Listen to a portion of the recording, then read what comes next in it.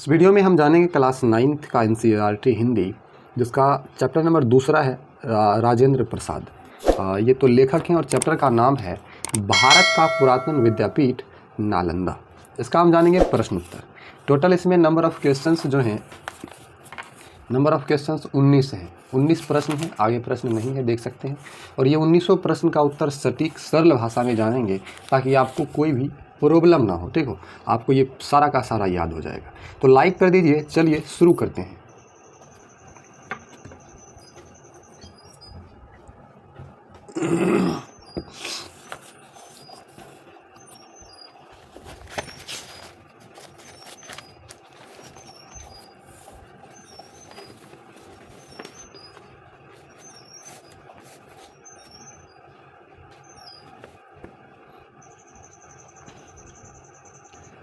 तो first question है, नालंदा की वाणी एशिया महाद्वीप में पर्वत और समुद्रों के उस पार तक फैल गई थी। इस वाक्य का आशय स्पष्ट कीजिए। तो इसका उत्तर होगा, नालंदा में ज्ञान साधना के सुरभित पुष्प खिले हुए थे। एशिया महाद्वीप के विस्तृत भूभाग में विद्या संबंधी सूत्र भी उसके साथ जुड़े हुए थे।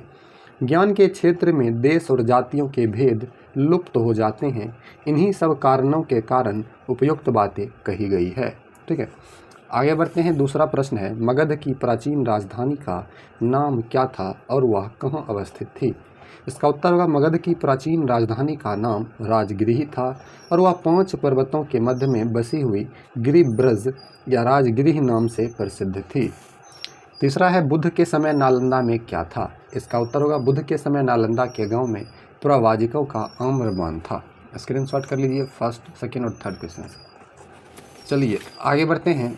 चौथा प्रश्न है, महावीर और मेखलीपुत्र गोसाल की भेंट किस उपग्राम में हुई थी? इसका उत्तर होगा, जैन ग्रंथों के अनुसार नालंदा के उपग्राम वाहिरीक में महावीर और मेखलीपुत्र की भेंट हुई थी। आगे आपका प्रश्न पांचवा है, महावीर ने नालंदा में कितने दिनों का वर्षवास किया था? इसका उत्तर होगा, महावीर ने नालंदा में 14 वर्ष वास किया था, 14 दिनों का वर्षवास किया था। ठीक है, आगे है 6 नंबर, तारानाथ कौन थे? उन्होंने नालंदा को किसकी जन्मभूमि बताया है? तो तिब्बत के विद्वान इतिहास लेखक लामा तारानाथ तिब्बत के निवासी थे और उनके अनुसार नालंदा सारिपुत्र की जन्मभूमि थी। लाइक कर दीजिए। हमने 6 प्रश्न आपको बताया है। आगे बढ़ते हैं 7वां प्रश्न की ओर।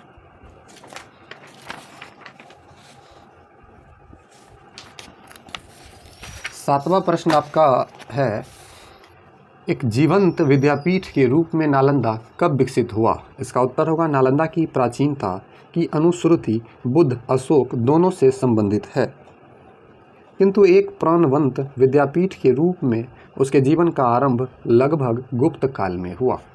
8वां प्रश्न आपका है, फहान कौन थे? वे नालंदा कब आए थे? इसका उत्तर होगा, फहान चीनी यात्री थे जो 4वीं सदी में नालंदा आए थे। उन्होंने सारिपुत्र के जन्म और परिनिर्वाण स्थान पर निर्मित स्तूप के दर्शन किए। 9वां प्रश्न है, हर्षवर्धन के समय में कौन चीनी यात्री भारत आया था? उस समय नालंदा की दशा क्या थी?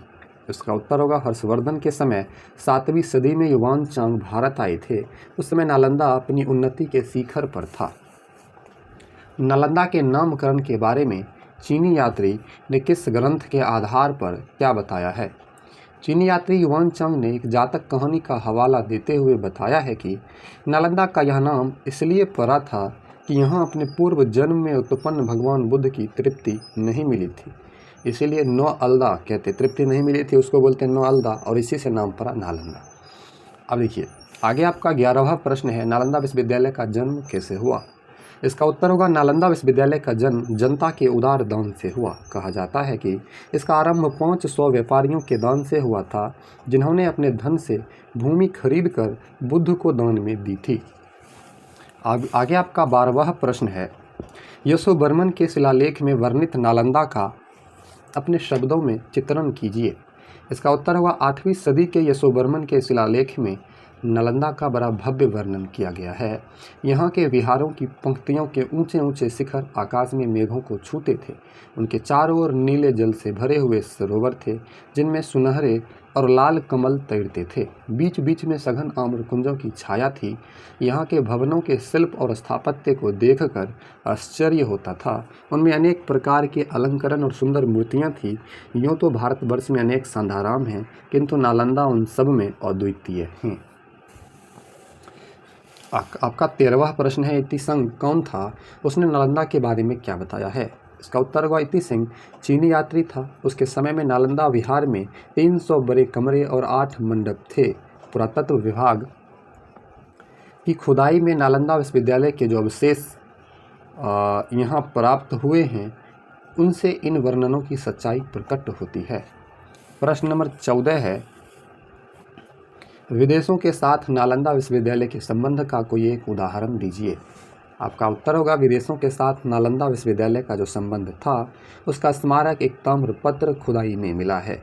इससे ज्ञात होता है कि स्वर्णद्वीप, जिसको सुमात्रा बोलते हैं, उसके शासन शैलेंद्र सम्राट श्री बालपुत्र देव ने मगध के सम्राट देवपाल देव के पास अपना दूत भेजकर यह प्रार्थना की कि उनकी ओर से 500 गांवों का दान नालंदा विश्वविद्यालय को दिया जाए।